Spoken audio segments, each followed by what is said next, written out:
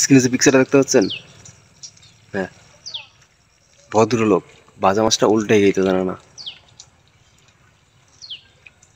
নৌবাহিনীর পরিচয় দিয়ে 24টা বিয়ে করছে। হ্যাঁ, সরকারি চাকরি, বোঝন তো ঠেলা। আর মেয়ের মারা যে সরকারি চাকরির জন্য কতটা পাগল সেটা তারাই জানে। আর মেয়ে নিজে যে বোকরা পর একটা জিপ পর একটা মেয়ের ছবি দেখতে পাচ্ছেন, সে সরাসরি বলে দিচ্ছে যে তার মা সরকারি চাকরি পছন্দ করে এবং সরকারি চাকরি দেখে বিয়ে দিচ্ছে।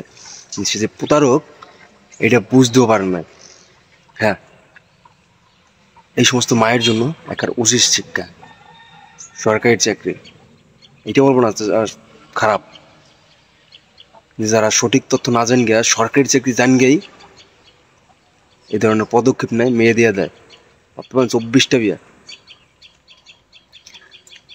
স্বামী আটক হওয়ার পর 13 জন উপস্থিত হয়েছে, তারপরে জানতে পারে আরো, হ্যাঁ, আরো 11টা বিয়ে আছে। মোট 24টা বিয়ে হয়েছে। আর সে সেই এইটা বলছে তার নিজের স্ত্রী হয়েছে, যে হিজাব পরা যে মেয়েটা দেখতে পাচ্ছে স্ক্রিনে, সেই বলছে নৌবাহিনীর পরিচয় দিয়া 24টা বিয়া। এবং তাদের সবাইকে সময় দিত। যখন তার টাকা দরকার হইতো, আমাদের জন্য টাকা দরকার, আমার অ্যাক্সিডেন্ট হয়েছে, আমার মোটর সাইকেলের বিভিন্ন অজুহাত দিয়া যখন টাকা দরকার হইতো তখনই কথা বলতো নাকি। তো এই সমস্ত লোকদের থেকে সাবধান। মেয়ে দেওয়ার আগে সরকারি চাকরি না, সঠিক ছেলে খোঁজেন। সে যে কাজ করে না সঠিক ছেলে খোঁজেন, তারপরে ছেলে দেন বা মেয়ে দেন।